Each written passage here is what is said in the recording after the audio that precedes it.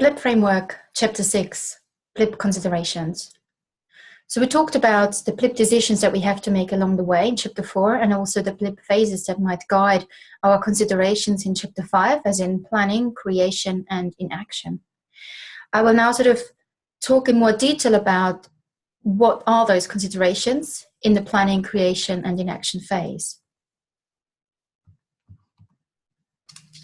So the considerations that I found the most useful are the 6 L's.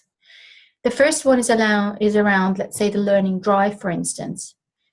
This is where we look at a strategy that is actually maybe guiding our blended learning approach. Why are we deciding to use a blended learning approach now? Why do we change a program, for instance, from a sort of purely face-to-face delivery to a blended approach, and so on. The second L is around the learning purpose. Now, this could be similar to learning objectives, for instance. What's the purpose of my blended learning approach for a particular program, or for a particular module, or for a particular workshop? What is it that students will learn about using that blended approach, learn about differently, learn in addition, and so on. And secondly, to think about the learning value. What will students enable to do, therefore, that they wouldn't be able to do without a blended learning approach? But also, how does it tie in with the learning value that they will get from it, that ties in with the program outcomes, the module outcomes, and so on. And then we need to think about the learning growth. We could refer to this as assessment, for instance. But actually what we're interested in is to see progression, to see students immerse themselves in knowledge and information, and to interact with different people. And that actually is what really drives them to grow and to learn. So maybe we can rethink the way about how we think about assessment, and more about how we can help them to grow by utilizing a number of different activities, projects, and so on. And then we think about the sort of the learning channels. Some might refer to this as delivery. How are we going to integrate them? How are we going to use, for instance, a face-to-face channel, a webinar, online one-to-one consultation, an online discussion forum, audio feedback, all these sorts of things. How do we integrate them, and how do they help us to deliver, and how do they help us to ensure that the students value and are engaged with what we're actually doing, that they can see the purpose of it and grow at the same time. What do learning channels give us in addition to, let's say, a YouTube video? Why should students actually come and log into a webinar or come to a lecture? What's the purpose of that?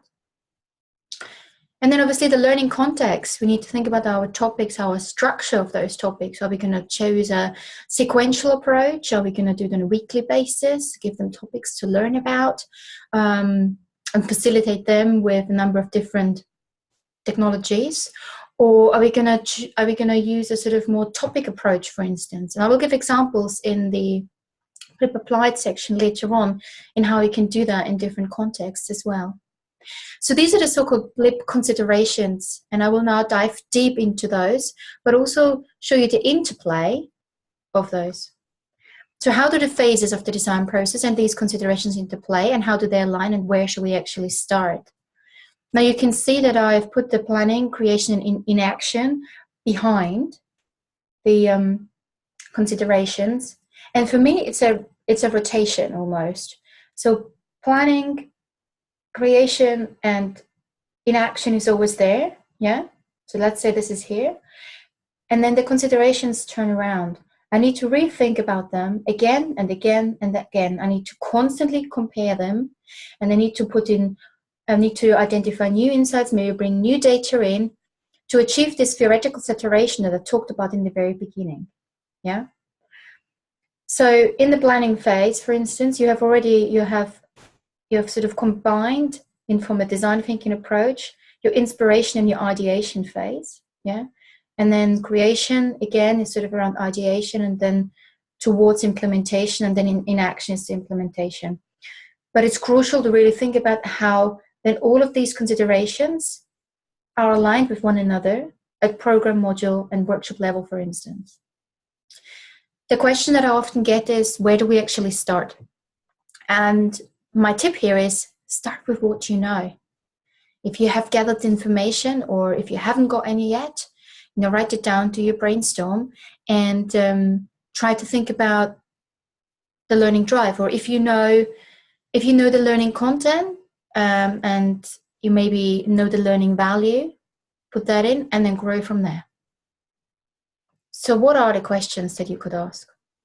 Okay, let's start with the learning drive, for instance. So how does the blended program fit with the educational strategy of an institution, school, or program? It's hugely important that you really understand that integration, because then it's easy for people to understand why you're doing what you're doing, but also for yourself, having that clarity. Another way of making sure that you consider everything along the way is to look at competitors and say, right, okay, are there any programs that are delivered in the same way, or how do they communicate that? Or is it just a module, for instance?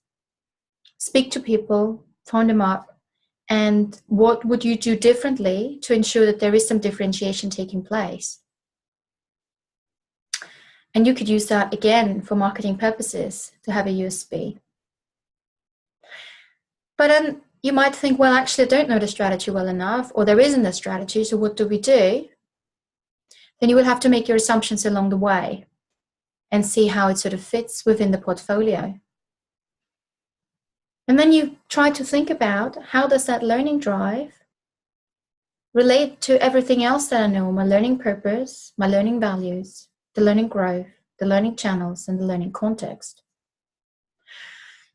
But if you don't know the strategy and you haven't got any of that, and you maybe have been asked to do something and they haven't provided information, you don't have access to it, you might want to start with the learning context. You might want to start with the learning growth.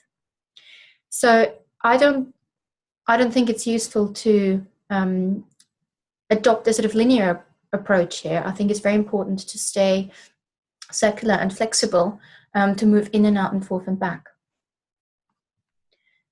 Okay, so let's say our center of gravity is the learning value. We could assume that we maybe have identified our learning drive, we know the strategy, and we know it aligns well, and we have sold it to the senior management team. So now the question is in twofold about the learning value. What's the value of having a blended approach for the students and for you as an educator? I think we quite often in curriculum design think about the student outcomes, or what their learning outcomes, and what the students will be able to do later. But actually in blended learning, we as educators become a lot more facilitators and a lot more on an equal basis. It's less transactional in a way.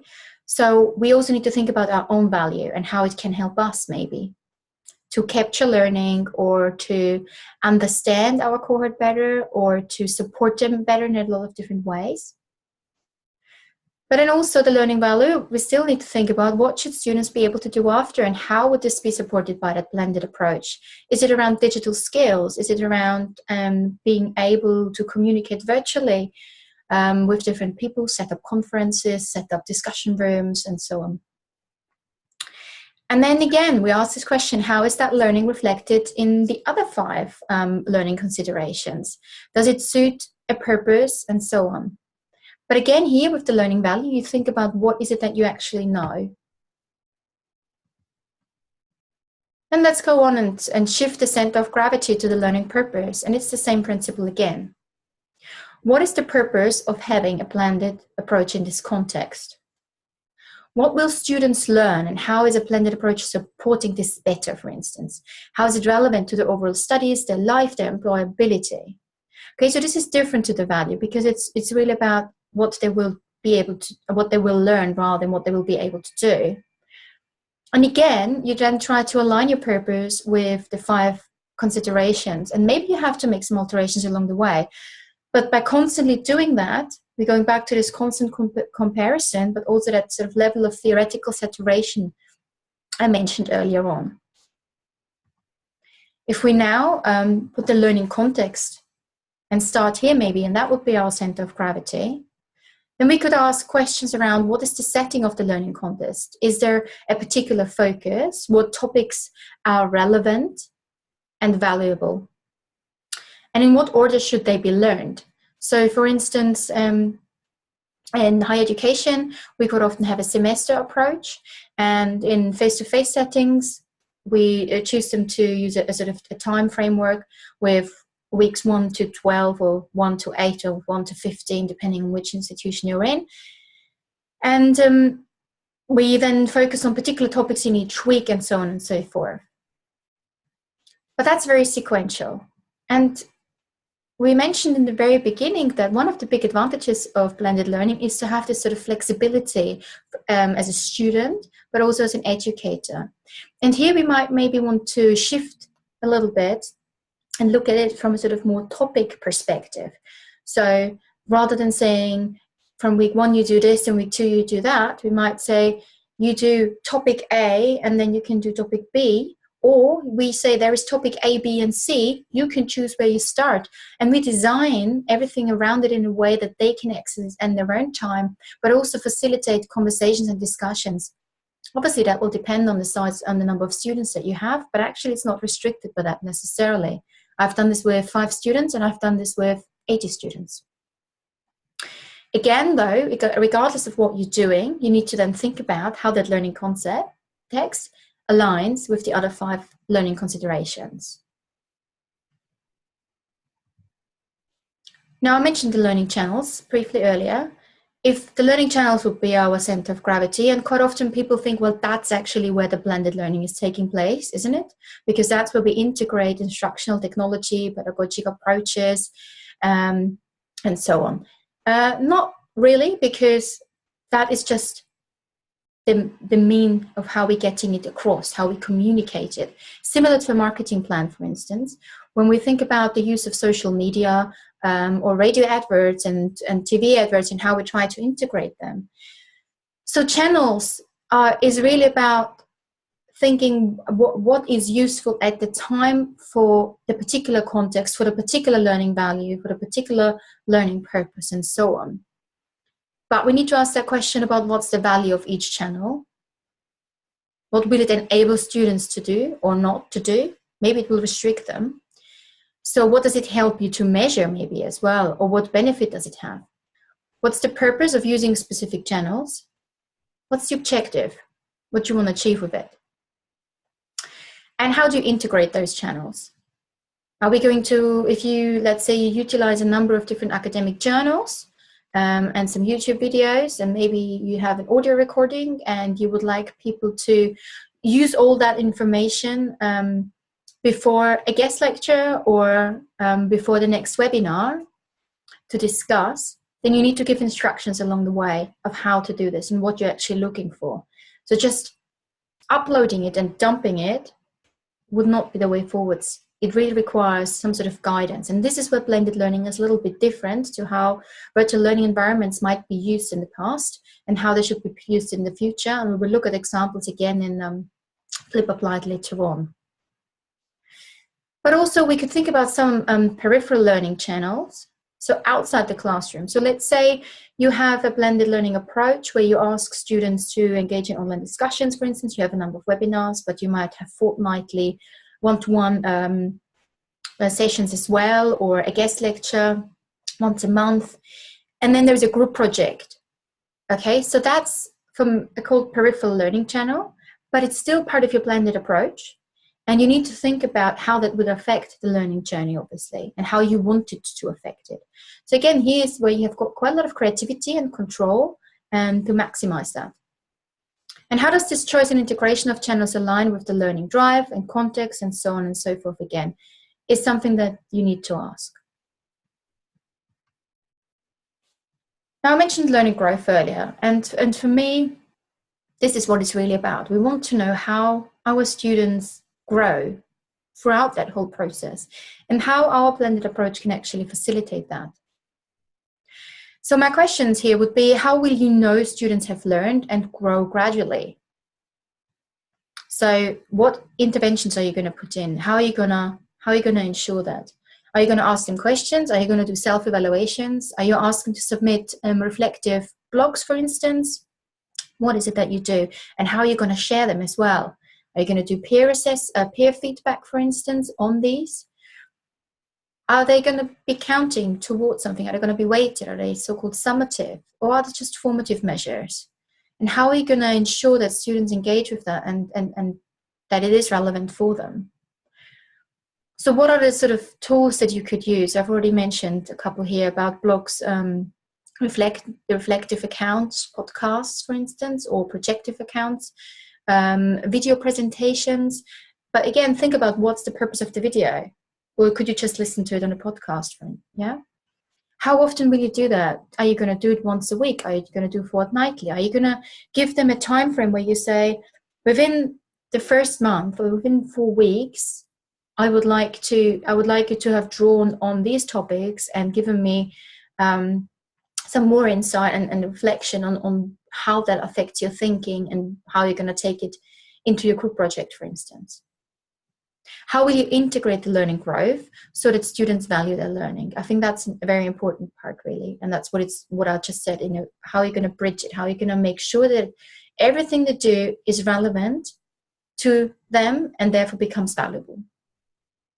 And what role does feedback play in your learning growth? When do you give feedback? When do you ask students to give feedback on each other? When do you need to intervene, for instance? And how is learning growth aligned with the other 5 learning considerations? So it's no longer about, we do a group project in week 5 because that's halfway through, and we do an exam in the end because that's how it is. We learn and know from research that that's not the best way of actually learning, but also not the best way of measuring that people have learned and grown. So really think strategically about it. Maybe you need to know something in the very beginning in order to be able to assess it more effectively later on. But also, where do you want them to go to? So by asking these questions constantly, you're hopefully going to get to learn your curriculum inside out. And that's a very, very important aspect. Now, when you have done that, you will probably finished your planning and you're eager to get on with your creation. So there are a number of decisions, but they follow the same sort of procedure and the same considerations, although there might be now more of a focus on the learning context and the learning channels. So I've highlighted them here. So you will have to integrate each piece of material. You will think about what is it that I need to create now, and how is it aligned with my value, my growth, my purpose, etc. How does it link to the drive as well? So again, asking those questions again and again will lead to a level of saturation that will enable you to complete this design process for the program. And you will be then very comfortable in putting it together like a puzzle, and every learning channel and the context of it will be linking in together. Once you have done the creation phase, and obviously that will take a little bit longer than what I've spent here now, but that will be very different depending on which topic you're in. And you have answered all those questions, you've put everything into your virtual learning environment, the action starts. So an in-action decision here before you probably meet the cohort is, how do you communicate the structure in the first session? When do you communicate with the students? At what point in time are you going to do that? Especially if it's blended learning, not everybody might be present at the first, let's say, face-to-face session if you want to do one. Or if you do a webinar, again, how are you going to do that? I will show examples later on. So in action means really that you have finalized your planning and creation, and that you don't add any more materials. You don't produce anything anymore.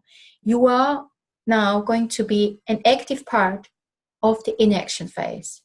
You're going to be part of the students. You're going to learn with the students. You're going to reflect with the students. You're going to grow with the students. So everything is integrated and you know it inside out. Also, if you work with a teaching team, for instance, Now you've done the planning and the creation, and while you can do that with the teaching team, of course, and give each other tasks and make sure that you keep an oversight on this, you can now really clearly communicate your journey and your decisions to your teaching team. And you also create a level of consistency that's absolutely crucial for students in the way how and when there is going to be feedback, what the learning growth is. Everybody understands and pull on the same strings. So this is incredibly important, that you have that ready before. So in action means that you can really experience the learning with the students.